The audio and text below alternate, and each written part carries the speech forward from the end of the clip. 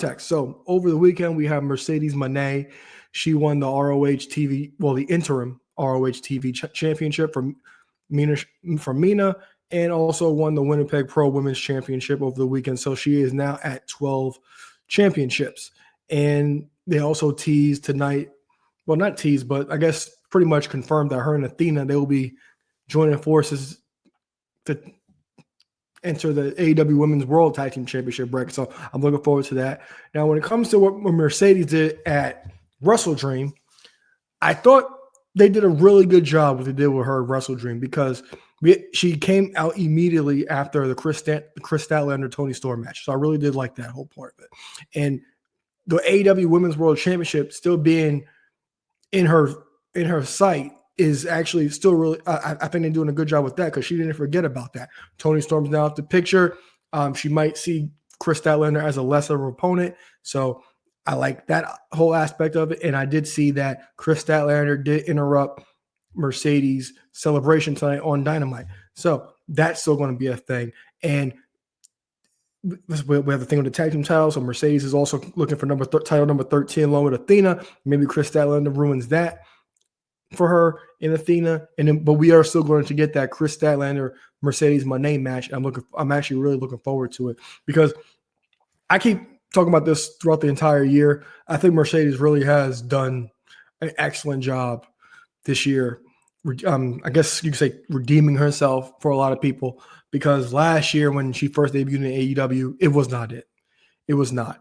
It was not like, we know that that's not Sasha Banks anymore. It's Mercedes Mone, but we didn't know what was going on. It was pretty much unanimous about like, this is awful. But I really think that she's done an excellent job reclaiming that magic that she had when she was Sasha Banks. She's become must-see TV again, and not something you just want to turn on. I'm really enjoying what she's actually doing. And I'm looking forward to what she ends up doing with Athena and also with Chris Statlander, because I'm also a big Chris Statlander fan too.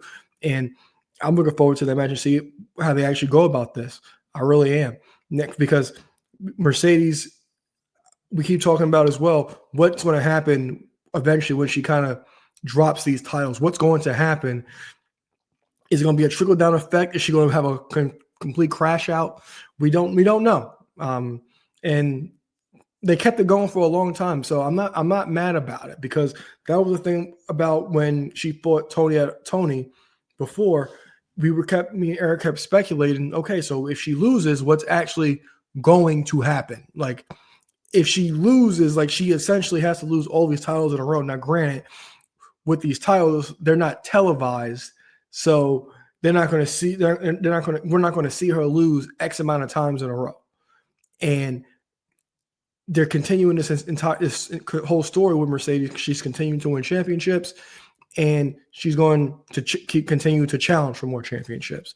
And the AEW tag team titles, that's on her radar, and still the AEW Women's World title is still on her radar as well. But so with the Mercedes, as I said, she's done an excellent job.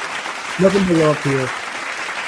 If I had to vote today, she would be my women's wrestler of the year, because I think she's done an amazing job in AEW this past year. And I hope everybody on TikTok or whoever I clip this is actually watching me say that, because they don't listen. They really don't. But Mercedes Mone has had an excellent year as well. And